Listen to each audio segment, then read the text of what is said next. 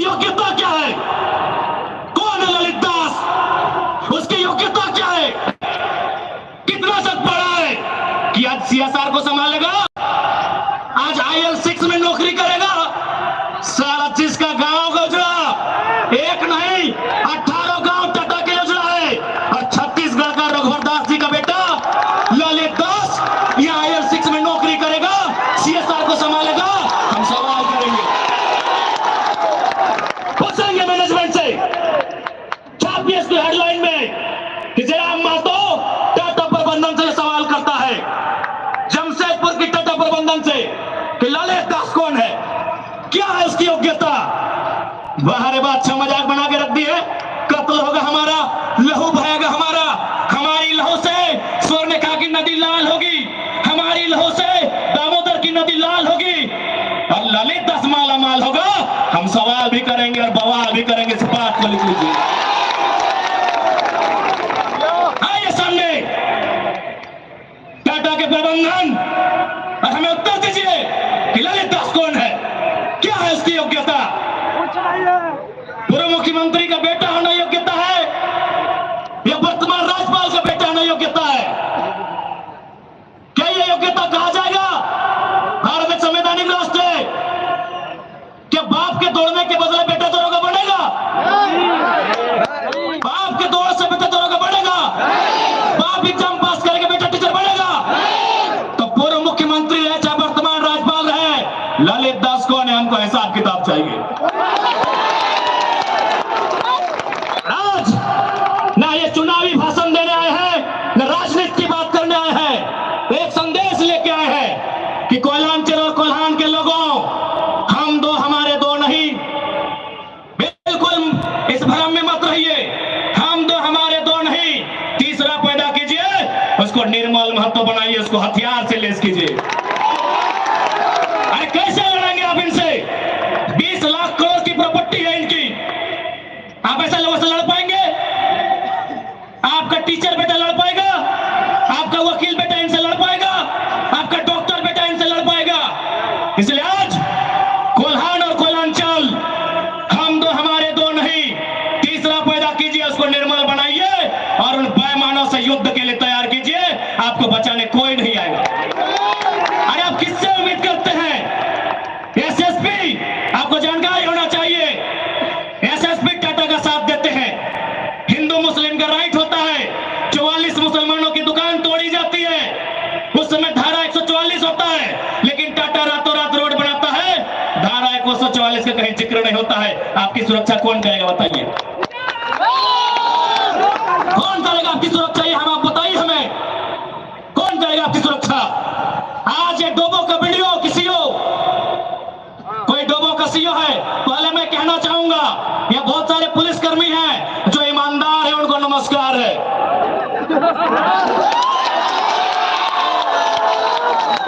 IAS रहे चाहे IPS रहे, जो ईमानदार है उनको नमस्कार है। अगर कंपनी में भी ईमानदार लोग हैं तो ईमानदार है, उनको नमस्कार है। लेकिन सुनने में आया है कि डोबो का सीओ 20,000 रुपया प्रति एकड़ अपने बाप का जमीन मोटेशन करवाने के नाम पे मांगता है। ऐसे सीओ को जो डोबो का सुनने में आया है, उसको दोमोनी में लेके डुबा दीजिए। इस बात को हम चिन्ह ठोक के कहेंगे, उसका बाप का जमीन है क्या? 20,000 नहीं, 20 पैसा नहीं मिलेगा, 20 पैसा नहीं मिलेगा। वीडियो का बाप का जमीन है, सीओ का बाप का जमीन है क्या? लेकिन आपके बाप का दादा का ये जमीन है। ये 4000 साल से हम ये खेती बाड़ी करते हैं, ये हमारा प्रमाण है। अरे अब तो दुनिया के वैज्ञानिक मान रहे हैं कि सबसे पहला इंसान सिंहभूम से निकला था। आप गर्व कीजिए अपने इतिहास पर, आप गर्व कीजिए अपने इतिहास पर। ये हम नहीं कह रहे हैं, ये दुनिया की रिसर्च की टीम कह रही है कि जब दुनिया जल में था और जल से जो मिट्टी का कण पहले बाहर आया था, वह सिंहभूम का इलाका था। ये दुनिया की रिसर्च टीम कह रही है।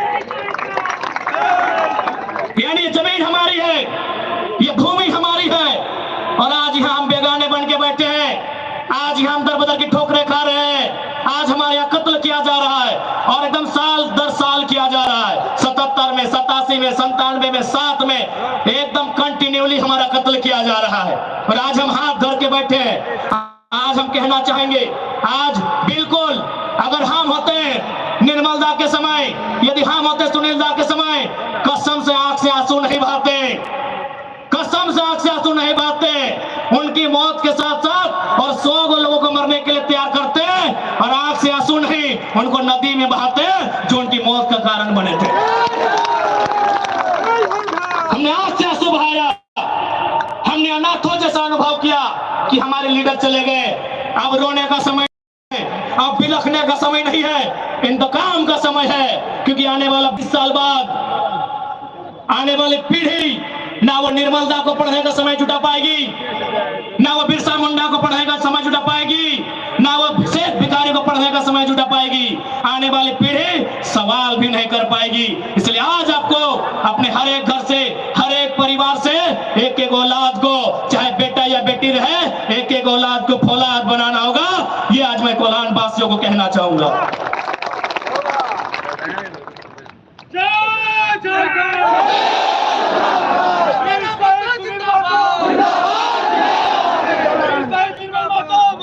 आज मैं एक सवाल करूंगा इस भीड़ से, मैं सवाल करूंगा टाटा नगरी में बसे बड़ी बड़ी इमारतों में बैठे लोगों से कि जब 1907 में टाटा की स्थापना हुई थी, मालिक कौन था? टाटा का कोई होगा? जब 1907 में टाटा की स्थापना हुई थी, मालिक कौन था? Who was the founder? Who was the owner? Tata का कोई होगा? नौसेरे भाई टाटा या जो भी उनका नाम है।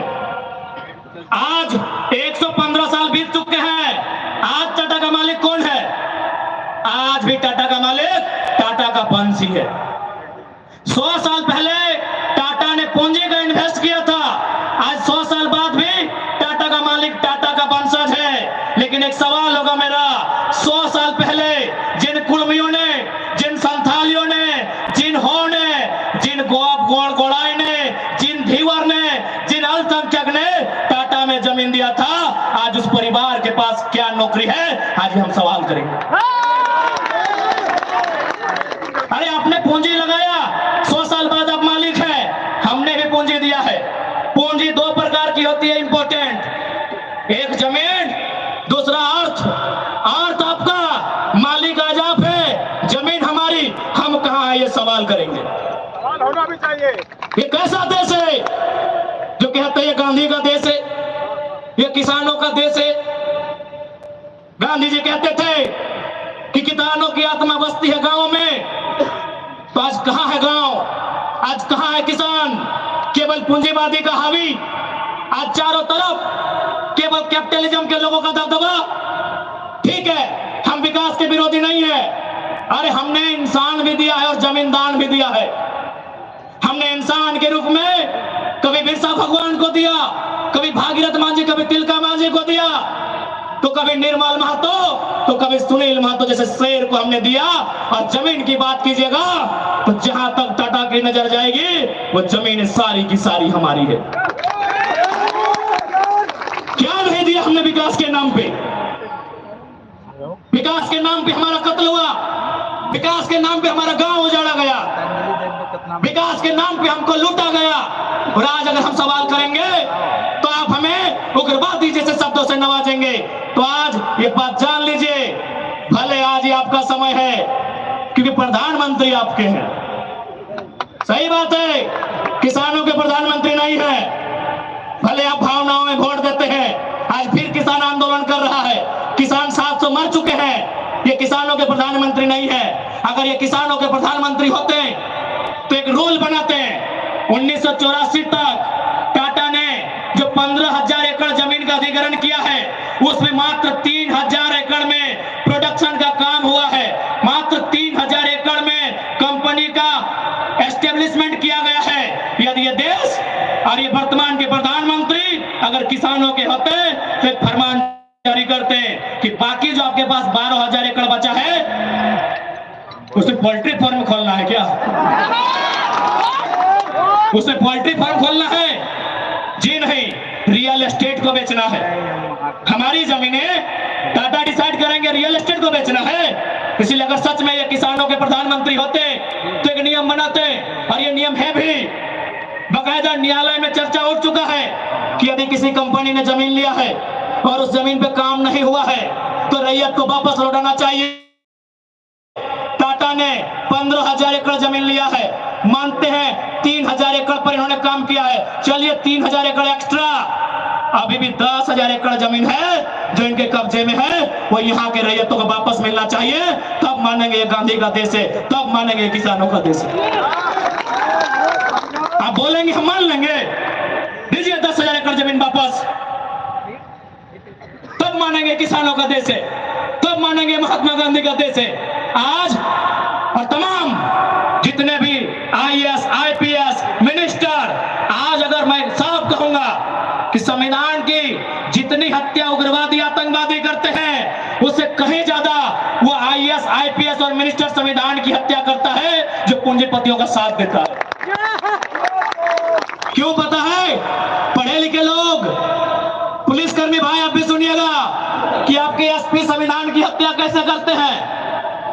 हाँ, पुलिस वाली दीदी आप भी सुनिएगा कि आपके डीसी संविधान की हत्या कब करते हैं। भारत के संविधान को खोलिए, भारत के संविधान में प्रियम्बल आता है, प्रियम्बल में क्या लिखा है पता है? हम भारत के लोग सामाजिक, राजनीतिक, आर्थिक न्याय की बात लिखा है। हम भारत के लोग धर्मनिरपेक्ष समाजवाद का नाम लिखा है, समाजवाद, पूंजीवाद नहीं लिखा है, कहीं नहीं लिखा है। भारत के संविधान में समाजवाद लिखा है। हम भारत के लोग धर्मनिरपेक्ष समाजवाद भारत की निर्माण करेंगे। आज ये जो भी आईएएस, आईपीएस अगर पूंजीवाद के पक्ष लेते हैं, नक्सली से भी बड़ा नक्सली वो आईएएस, आईपीएस होते हैं। हम सीधे ठोक के कहेंगे। बाकी एसपी साहब, आप चाहें तो हमारी मौत का साजिश कर सकते हैं, क्योंकि आपकी पत्नी को पूर्व में, अभी नहीं, अभी वाले नहीं, अभी वाला नया आया है, पूर्व वाले एसएसपी साहब, आप चाहें तो हमारी हत्या की साजिश रच सकते हैं, रचने का आपको अधिकार है। आपकी पत्नी को टाटा के दलालों ने नौकरी जो दिया है, और ये कोई नई बात नहीं है। झारखंड राज्य में केवल गुंडों ने मौत का साजिश नहीं किया है। बगोदर के एक विधायक थे, नाम अगर आप नहीं जानते तो सुन लीजिए, कॉमरेड महेंद्र सिंह, उनकी हत्या में एसपी का हाथ था। सीना ठोक के कहते हैं आज भी गांवों में लोग कहते हैं कि कॉमरेड महेंद्र सिंह की हत्या में उस समय जो भी थे, क्योंकि हम लोग उस समय अंडा थे, अंडा मेरा छोटा बच्चा थे, हमें आइडिया नहीं है, जो भी थे, जिस भी जिला के थे, झारखंड में 24 में से एक एसपी का हाथ था महेंद्र सिंह की हत्या में। तो ऐसे लोग जिनको, जिनकी पत्नियों को, जिनके बच्चों को ये लोग नौकरी देंगे, वो हत्या करने से पीछे कैसे हटेंगे? तो सुन लीजिए महोदय, क्योंकि आपकी योग्यता का हम सम्मान करते हैं, आपकी प्रतिभा का सम्मान करते हैं, आपकी एजुकेशन का सम्मान करते हैं, लेकिन एक बात कहेंगे, हम गरीब लोग हैं, बद्दुआ नहीं देते हैं, लेकिन हमारे दिल से हाय निकलती है, उस हाय से याद रखिएगा, ये विधाता आपको कभी माफ नहीं करेगा। अरे भाई, अगर हिम्मत नहीं है तो काहे गर्व से बोलते हैं कि आईएएस, आईपीएस बन के आए हैं? अगर Tata, Vedanta, Birla, BCCL, CCL, Ambani, Adani, Usha Martin, TISCO, Telco, अगर उनकी गलत नीतियों से आपको लड़ने का हिम्मत नहीं है तो काहे खुद को आईएएस, आईपीएस की गिनती करवाते हैं? चपरासी बनिए, चपरासी बनिए। और हम ये भी मानते हैं कि आज आपके पास शक्तियां हैं। अरे बहुत अच्छा, क्या कीजिएगा? ऐसे भी तो हमारा कत्ल होता आया है, हम कत्ल होते होते हम मरते मरते परेशान हो चुके हैं। हमने बहुत कत्ल देखा है, जितना अंग्रेजों ने हमें नहीं सताया है उससे कई ज्यादा गुना कॉर्पोरेट ने, भ्रष्ट आईएएस, आईपीएस ने, भ्रष्ट मिनिस्टर ने और भ्रष्ट डोबो जैसे सीओ ने हमें सताया है। अरे आप क्या कीजिएगा, कीजिए ना, मरने सब आया है, कौन यहाँ जीने आया है? 610 ट्रिलियन वर्ग किलोमीटर सूरज। हमारे साथ अगर हमारी सभा को सुनिएगा तो आपका जनरल नॉलेज भी बढ़ा देंगे। 610 ट्रिलियन वर्ग किलोमीटर सूरज एक दिन मर जाएगा। 510 मिलियन वर्ग किलोमीटर की धरती ये भी एक दिन मर जाएगी। 165 वर्ग किलोमीटर में फैला हुआ, मिलियन वर्ग किलोमीटर में फैला हुआ प्रशांत महासागर, इसका पानी भी एक दिन सूख जाएगा।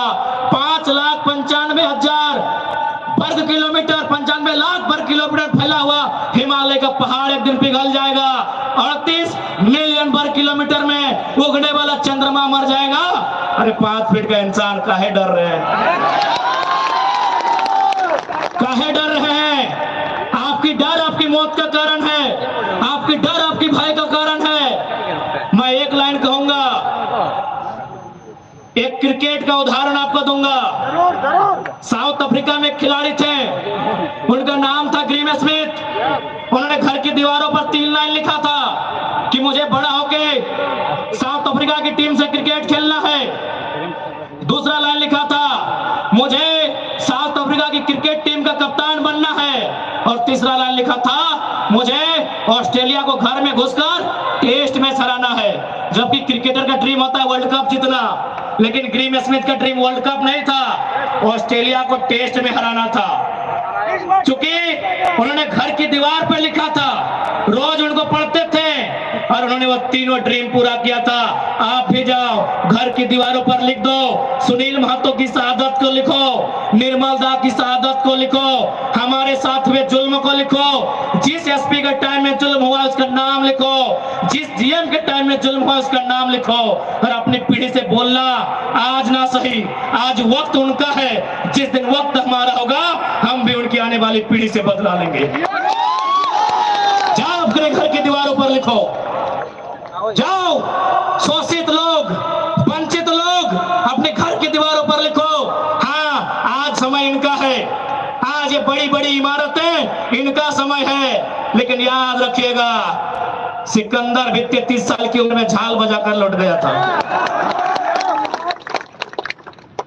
बड़े बड़े 30 मारखास जहां से लौट गए। इसलिए मैं तमाम लोहर नगरी में जितने पदाधिकारी हैं, जितने मिनिस्टर हैं, मैं एक संदेश देना चाहूंगा, पाप का भागी मत बनिए। पाप किसी के बाप का नहीं होता है। कंपनियों की दलाली मत कीजिए, रैयत के साथ इंसाफ कीजिए। ये मैं तमाम प्रशासनिक लोगों से निवेदन करना चाहूंगा।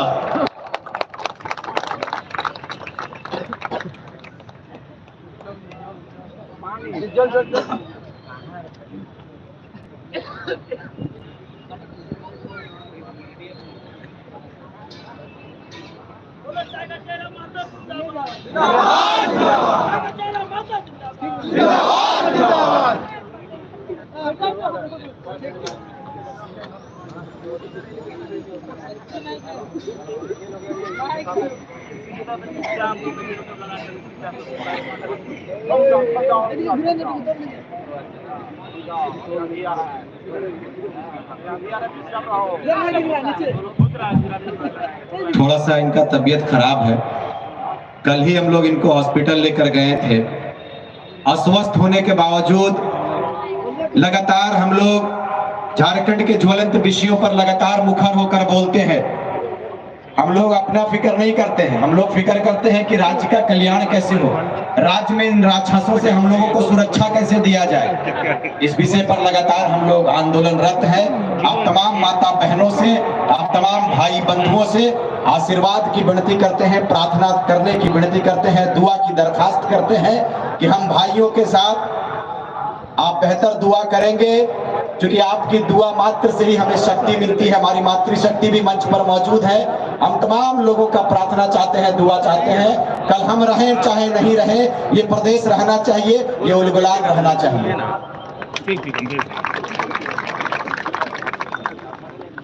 क्योंकि कभी इनका बीपी डाउन हो जाता है तो कभी मेरा हो जाता है। कल मेरा भी तबीयत खराब था, लेकिन इनका तबीयत खराब देखकर हमने कहा कि आपको अभी खराब नहीं होना है। कल हम भी रात में फीवर का दवा खाकर सोए। आप दुआ करने का काम करें। थोड़ा सा तेल लगा दो ना, हल्का तेल है, यहाँ लगा दे, यहाँ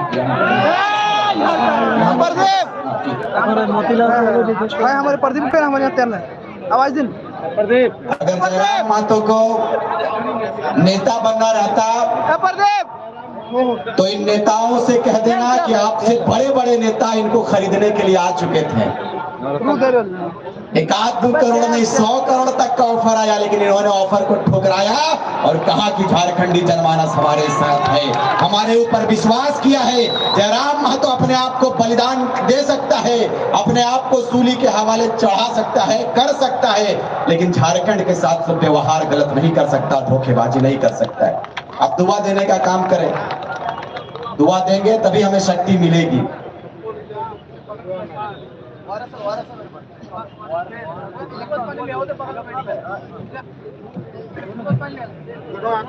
और जाहिर सी बात है कि वक्ता, अरे नेता लोग तो 10 मिनट बोलता है और बैठ जाता है, लेकिन हम लोग 45 मिनट 2 घंटा तक बोलते रहे, वो फटने लगता है, तो जाहिर सी बात है। लेकिन इतना दर्द भरा है कि हम लोग रुकते ही नहीं।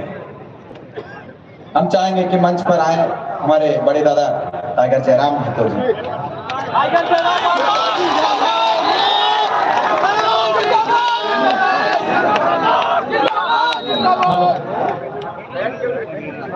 धीरे बोलेंगे आप, आराम से भैया, आराम से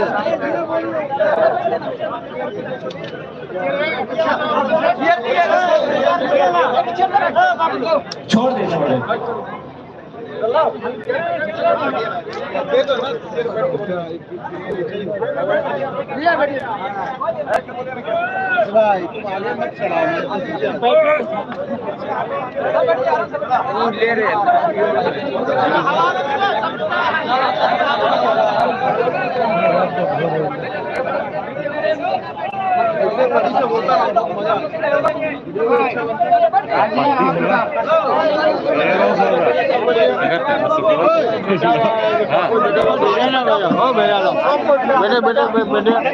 बैठ कर लीजिए ना, पीछे वाला तो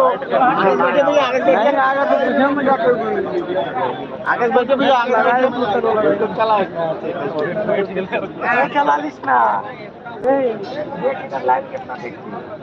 1200 देख रहा है प्रधानमंत्री लोग, पता 1270 मिलियन गले देख रहे जो मंत्री जी तो रह। एक्चुअली हम कल मेरा बागमारा में 8 गो पंचायत में कार्यक्रम था,